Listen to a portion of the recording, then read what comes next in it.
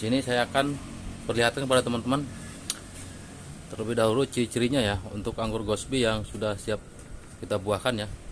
Teman-teman simak ya. Saya akan kasih tahu bagaimana ciri-ciri anggur yang sudah siap dibuahkan. Nah, di sini teman-teman, ini anggur Gosby ya. Yang saya akan lakukan pemangkasan pembuahan hari ini ya. Karena seminggu yang lalu atau 20 hari yang lalu sudah saya lakukan pemupukan pembuahan dengan air lindi yang dengan dosis tinggi ya teman-teman. Dan ini ciri-cirinya saya kasih tahu, saya perlihatkan kepada teman-teman. Nah, ini ya.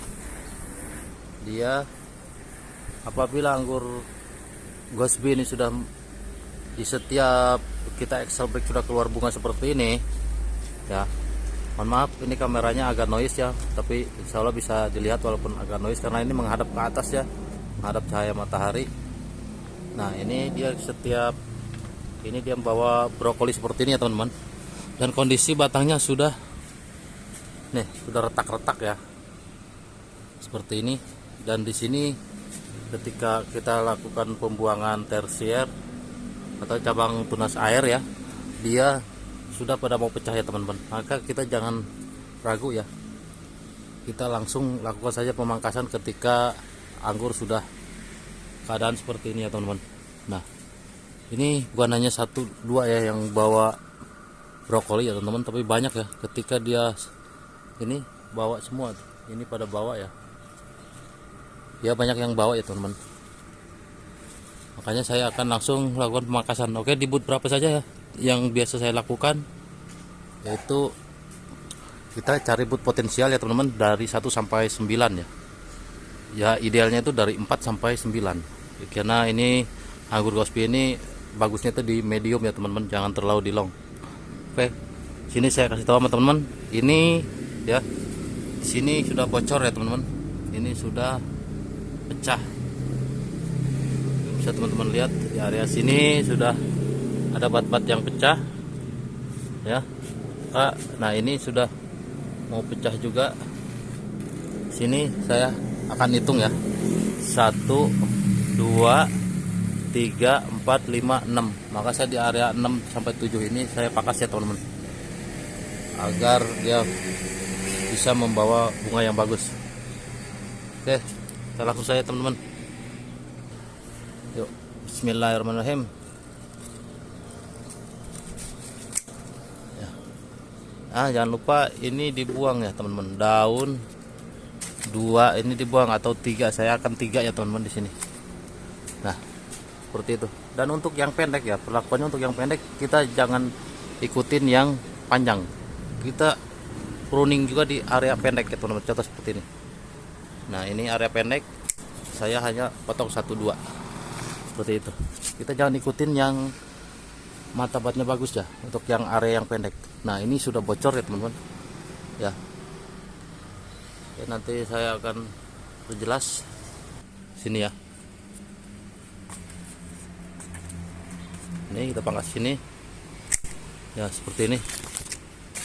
Dan insya Allah ya teman-teman, dengan keadaan pohon anggur yang sudah mengeluarkan bunga seperti ini. Nah, ini terang kameranya kalau ke bawah ya teman-teman, tidak menghadap matahari seperti ini. Dia sudah bawa brokoli seperti ini. Ini sudah siap kita buahkan teman-teman. Apabila sebelumnya sudah kita lakukan pemupukan pembuahan ya, mau dengan organik ataupun dengan kimia, jangan ragu ya teman-teman. Oke, kita bakal pangkas semua ya teman-teman. Ini sebelumnya bakal saya skip dulu ya, karena saya tangannya susah megang kamera sama ini. Nanti setelah selesai teman-teman bisa lihat ya. Nah, ini setelah selesai semua pemangkasan ya teman-teman. Sini teman-teman bisa lihat ya, ini saya pangkas di yang masih transisi ya, hijau. Sininya udah menghitam ya, namun yang ini sudah mencoklat ya teman-teman. Dia coklat ini karena matahari ini yang paling ini yang ngadepnya ke atas. Nah, coklat, sininya masih hijau. Saya pakasnya di area transisi ya teman-teman. Dan ini yang pertama sudah mencoklat tapi atasnya masih bagus, dia masih ada hijau-hijaunya ya. Sini. Oke, langkah selanjutnya. Dan di sini perhatikan ya teman-teman, yang tersier kecil kalau dia ada tunas bat ya, maka ambil aja di 1 atau 2 mata batin yang tersiernya kecil seperti ini ya. Oke, ini insya Allah ya teman-teman, 99% ini bakalan bawa bunga ya. Dan setelah ini jangan lupa teman-teman harus lakukan penyemprotan ya. Sini teman-teman bisa lihat saya akan menggunakan apa aja ya. Oke, kita lanjut ke proses penyemprotan fungi dan insek ya teman-teman, karena itu sangat penting ya untuk ketika anggur kita semprot tidak terhambat oleh penyakit, yaitu yang sering itu trips ya teman-teman, hama trips, dan juga untuk jamur ya, karena ini ya masih hujan panas takutnya nanti ada kelembapan ya teman-teman. Oke, langsung kita menggunakan bahan-bahan yang untuk kita lakukan penyemprotan. Oke, ini dia teman-teman ya, saya menggunakan untuk insektisidanya, saya menggunakan Abasil ya teman-teman, karena Abasil ini sangat bagus dia untuk membunuh hama trip ya teman-teman. Teman-teman juga yang di rumah yang berbudidaya cabai melon yang sangat sering sekali terkena hama trip ini, teman-teman sangat cocok menggunakan Abasil ini ya. Dan yang kedua untuk funginya ya teman-teman, untuk funginya itu Amistar Top ya, Amistar Top. Dia bahan aktifnya apa itu,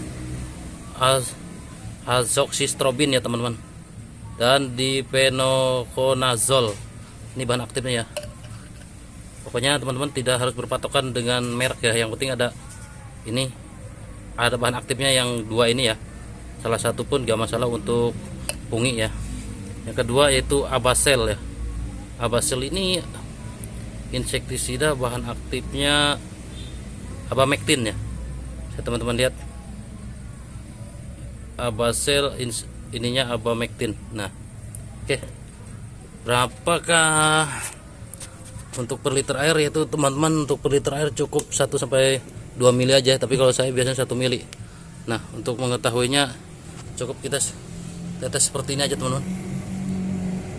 2, 3, 4, 5, 6, 7, 8, 9, 10, udah 10 tetes itu udah bisa 1 mili lebih ya teman-teman. Terus ini Amistar Top ya teman-teman, kita campur aja gak apa-apa kalau untuk ini ya. Tuh ini seadanya aja gak apa-apa, yang penting kita langkah wajibnya kita lakukan walaupun hanya sedikit ya teman-teman, hanya sedikit sekali ya, gak apa-apa ya, yang penting tanaman kita aman. Nah seperti ini,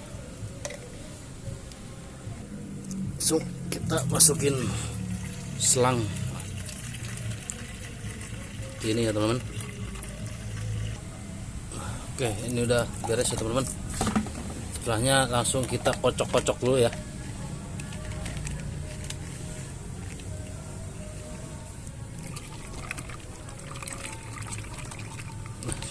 Kira-kira dirasa udah mencampur, kita langsung siap ya untuk melakukan penyemprotan. Nah, oke teman-teman, kita sudah siap ya melakukan penyemprotan, dan ini wajib teman-teman punya ya alat ini ya, spray ini, karena spray ini baterainya sangat kuat, terus spraynya juga sangat halus ya dia. Tidak, dan kalau kita pakai kocokan yang sana kita pegel tangan teman-teman, terus bisa ke muka. Tapi kalau ini kita simple ya, ini harganya murah teman-teman, ini cuma 170-an saya beli dulu, tapi ini wattnya yang gede ya, terus selangnya juga yang panjang yang 5 meter, membuat kita praktis untuk melakukan penyemprotan ya teman-teman. Oke, kita langsung saja seperti ini teman, cukup kita lakukan penyemprotan seperti ini aja ya, tapi kita harus merata teman-teman. Nah ini enak sekali teman-teman menggunakan spray seperti ini ya, memudahkan kita melakukan penyemprotan ini semuanya teman-teman, ke akar ke pohon dan juga ke itunya kita ratain ya, agar semut-semut ataupun yang lainnya bisa pergi ya teman-teman, tidak menghambat untuk pemecahan matabat. Dan setelah ini mengering antara 15 sampai 20 menit, teman-teman bisa semprot lagi dengan atonik ya, agar pecahnya nanti lebih bagus, merata dia. Atonik itu dia hormon pemecah juga ya teman-teman, hormon pemecah mata bat ya. Atonik itu sangat bagus, dan teman-teman yang lain juga sering menggunakan atonik. Kalau ini sih masih muda, sebenarnya tidak perlu menggunakan Dormek ya untuk pemecah. Dia masih masa subur ya teman-teman. Masa transisi ini masih masa kuat, dia menyedot pupuknya, menyedot untuk memecahkan mata batnya juga, dia masih ada power ya. Jadi tidak usah khawatir teman-teman, ketika pangkas di transisi itu tidak usah khawatir nggak pecah teman-teman.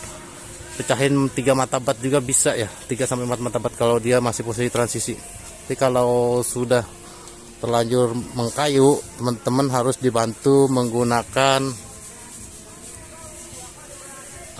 Dormek ya, dengan disemprai ataupun dicecep namanya. Kalau saya sih cecep pakai tisu ya, dengan perbandingan 1:20. Kalau misalkan Dormeknya 1 sendok, maka airnya 20 sendok.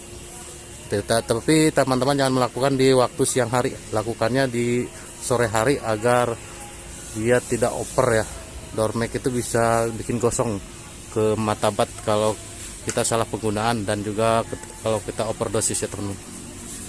Oke. Nah, ini aja ya teman-teman. Ini mungkin ada yang tidak fokus ya kamera, saya kagok juga ya megang HP, pegang kamera sama ini. Oke, mungkin itu aja ya teman-teman. Setelahnya nanti kita update lagi ya perkembangannya. Setelah 2 minggu bisa teman-teman tonton lagi di video berikutnya. Nah, semoga video ini bermanfaat buat teman-teman yang sama-sama lagi belajar seperti saya. Oke, terima kasih. Assalamualaikum warahmatullahi wabarakatuh.